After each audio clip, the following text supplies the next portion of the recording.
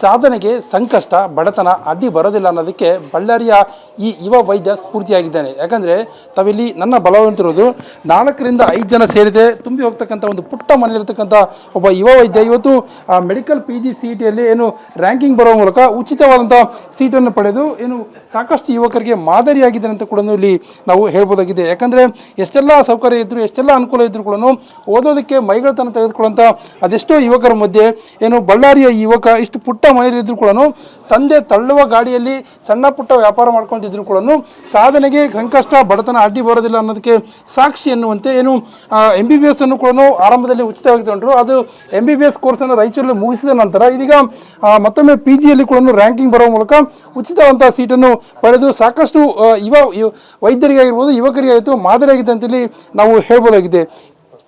ಇನ್ನು ಇಷ್ಟೆಲ್ಲ ಸಾಧನೆ ಮಾಡಿದಂಥ ಯುವ ವೈದ್ಯ ನಮ್ಮ ಜೊತೆ ಇದ್ದಾರೆ. ಅವ್ರನ್ನ ಕೇಳಬನ್ನಿ ಏನಾಗಿತ್ತು ಅವರ ಸ್ಫೂರ್ತಿ ಅಂತೇಳಿ. ಸರ್, ಇಷ್ಟೆಲ್ಲ ಬಡತನ ಇತ್ತು, ಇಷ್ಟೆಲ್ಲ ಪುಟ್ಟ ಮನೆಯಲ್ಲಿ ಓದೋದಕ್ಕೆ ಏನು ಸ್ಫೂರ್ತಿ ಆಯ್ತು ಸರ್? ಇದಕ್ಕೆ ಮೇನ್ ಸ್ಫೂರ್ತಿನೇ ನಮ್ಮ ತಂದೆ ತಾಯಿಗಳು ಸರ್. ನಮ್ಮ ತಂದೆ ತಾಯಿ, ನಮ್ಮ ಅಣ್ಣ, ನಮ್ಮ ಅಕ್ಕ, ಈ ನಾಲ್ಕೇ ಜನ ನಾನು ಇಷ್ಟುವರೆಗೆ ಬಂದಂದರೆ ಇವ್ರು 4 ಜನ ಸರ್ ಕಾರಣ. ಯಾಕಂದರೆ ಈ ಬಡತನದಲ್ಲಿ ಏನೇ ಇರಲಿ ನಮ್ಮ ತಂದೆ ತಾಯಿಯವರಿಗೆ ನನಗೆ ಗುರಿ ಇದ್ದೆ ಸರ್ ಮೊದಲಿಂದನೂ. ಯಾಕಂದರೆ ನಮ್ಮ ತಂದೆಯವರಿಗೆ ನಾವು ಚಿಕ್ಕ ವಯಸ್ಸಲ್ಲಿದ್ದಾಗೆ ಒಂದು ಸಣ್ಣ ಆಕ್ಸಿಡೆಂಟ್ ಆಗಿತ್ತು, ಅದಕ್ಕೆ ನ್ಯೂರೋ ಸರ್ಜನ್ ಬೇಕಾಗಿತ್ತು. ಆ ಟೈಮಲ್ಲಿ ಆ ಡಾಕ್ಟ್ರಿಂದ ಇವತ್ತು ನಮ್ಮ ತಂದೆ ನಮ್ಮ ಜೊತೆ ಇದ್ದಾರೆ. ಸೊ ನನಗೆ ಮೊದಲಿಂದನೂ ನಮ್ಮ ತಂದೆಯವರು ವ್ಯಾಪಾರ ನೋಡಿದಾಗ ಒಂದೇ ಗುರಿ, ಏನಾದರೂ ಚೇಂಜ್ ಮಾಡ್ಬೇಕು ನಾನು. ನನ್ನ ಕೈಯಿಂದ ಏನಾಗುತ್ತೆ 10ನೇ ಕ್ಲಾಸಿಂದನೇ ಈ ಗುರಿ ನನ್ನಲ್ಲಿ ಇತ್ತು ಸರ್. ಸೊ 10ನೇ ಕ್ಲಾಸಲ್ಲಿ ನಾನು ಅದೇ ಥರ ಕಷ್ಟಪಡ್ತಾ ಅವಾಗಲೂ 80% ಆಯಿತು. ಪ್ರತಿಯೊಂದು ಹಂತದಲ್ಲೂ ದಾಟ್ಕೊಂಡ್ಬಂದೆ. ಸೊ ಈಗ ಮುಂದೆ ಏನಾದರೂ ಇರಲಿ, ಅವ್ರು ಬಂಡಿ ತಳ್ಳೋದಿರಲಿ, ನಾನು ಅದನ್ನ ನಿಲ್ಲಿಸ್ಬೇಕು. ಈಗ ಅವ್ರು ಆ್ಯಕ್ಚುಲಿ ನನ್ನ ಮಾತು ಕೇಳಲ್ಲ. ಅವರು ಯಾವ ಥರ ಅಂತಂದರೆ ನಾನೊಂದು ಒಳ್ಳೆ ಪೊಸಿಷನಿಗೆ ಬಂದು ಅವಾಗ ಮಾತ್ರ ಅವ್ರು ಚೇಂಜ್ ಆಗ್ತಾರೆ. ಸೊ ಅದಕ್ಕೆ ನಾನು ಎಷ್ಟು ಕಷ್ಟಪಟ್ಟರು ನಾನು ಆ ಬೆಲೆ ಮಾಡಬೇಕು. ಯಾಕಂದರೆ ಪ್ರತಿಯೊಬ್ಬ ಮಕ್ಕಳಿಗೂ ತಂದೆ ತಾಯಿ ನೋಡ್ಕೊತಾರೆ, ಬಟ್ ಹೆಸರು ತರೋ ಮಕ್ಕಳು ಭಾಳ ಕಡಿಮೆ. MBBS ರಿಮ್ಸಲ್ಲಿ ಸಿಕ್ತು ಸರ್, ಗೌರ್ಮೆಂಟ್ ಹಾಸ್ಪಿಟಲ್ಲಿ ಸಿಕ್ತು. ಮತ್ತೆ ನೆಕ್ಸ್ಟ್ ಡೇ ಟ್ರೈ ಮಾಡಿದೆ, ಚೆನ್ನಾಗಾಯಿತು, ಗೌರ್ಮೆಂಟ್ ಹಾಸ್ಪಿಟಲ್ಲಿ ಮಾಡಿದೆ ಸರ್.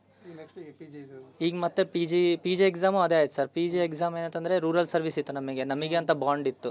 ನಮ್ಮ ಫ್ರೆಂಡ್ಸ್ ಎಲ್ಲ ಭಾಳ ಜನ, ಈಗ MBBS ಅಂದ್ರೇ ಎಲ್ಲರೂ ಡಾಕ್ಟರ್ಸ್ ಮಕ್ಕಳೇ ಬರ್ತಾರೆ.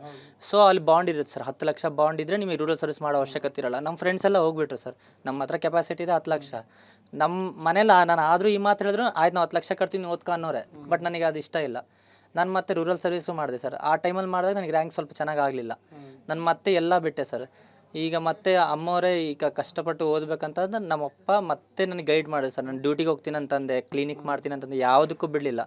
ನೀನು ಏನು ಮಾಡಬೇಡ, 6 ಗಂಟೆ ನಮ್ಮಪ್ಪ ಟೀಮ್ ಮಾಡಿಕೊಡೋರು, 5 ಗಂಟೆಗೆ ಎಬ್ಸೋರು. ಲೈಕ್ ಹಾಸ್ಟೆಲ್ ವಾರ್ಡನ್ ಥರ ಇದ್ರು ಸರ್ ನನಗೆ. ಅವರು ಸ್ಟ್ರಿಕ್ಟ್ ಅಂದರೆ ಸ್ಟ್ರಿಕ್ಟ್.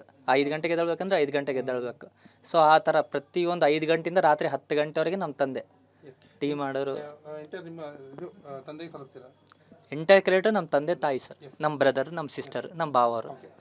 ಈಗ ತಂದೆಯವ್ರ ಜೊತೆ ಇದ್ದಾರೆ ಸರ್. ಇಷ್ಟೆಲ್ಲ ನಿಮ್ಮ ಮಗ ಮಾಡಿದ, ನಿಮ್ಮದು ಒಂದು ಇದಿತ್ತು, ನೀವಂತೂ ಓದೋಕ್ಕಾಗಲಿಲ್ಲ, ಬಡತನ ಇತ್ತು, ತಳ್ಳಗಂಡಿಲಿ. ಮಗಿಗೆ ಯಾವ ಸ್ಫೂರ್ತಿ ತುಂಬಿದ್ರಿ ಸರ್? ನಮ್ಮ ಹುಡುಗ ಬೇಸ್ ಓದಿದ್ದಾನೆ. ಅವನು ಓದ ಆಮೇಲೆ SSLC ಪಾಸ್ ಆದ, PUC ಪಾಸ್ ಆದ. ನನಗೆ ಒಂದು ತಲೆ ಆಕ್ಸಿಡೆಂಟ್ ಆಗಿತ್ತು ಅವಾಗ ಅವನಿಗೆ 6 ವರ್ಷ ಇತ್ತು. ಅವನು ನೋಡಿ ನನಗೆ ಬೇಡ, ನಾನು ಡಾಕ್ಟ್ರು ಓದಬೇಕಂದು ಮನಸ್ಸಿನಾಗ ಇತ್ತದು. ಅವನು ಡಾಕ್ಟ್ರ್ ಆದ. ಅವನು ನನಗೆ ಭಾಳ ಖುಷಿ ಆಯ್ತು. ನನಗೆ ಇವತ್ತು ನನಗೆ ಪೇಪರ್ನಾಗ ನಮ್ಮ ಸತೀಶ್ ನಮ್ಮ ಹೆಸರು ಬಂದ ಮೇಲೆ ನನಗೆ ಭಾಳ ಖುಷಿ ಆಯಿತು.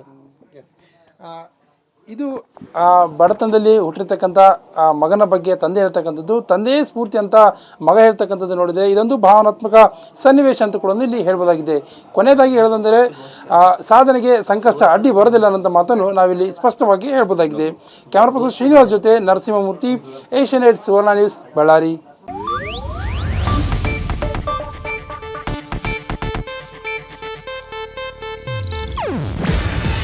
ಇದು ಏಷ್ಯಾನೆಟ್ ನ್ಯೂಸ್ ನೆಟ್ವರ್ಕ್ ಪ್ರಸ್ತುತಿ. ನೀವು ನೋಡ್ತಿದ್ದೀರಾ ಏಷ್ಯಾನೆಟ್ ಸುವರ್ಣ ನ್ಯೂಸ್.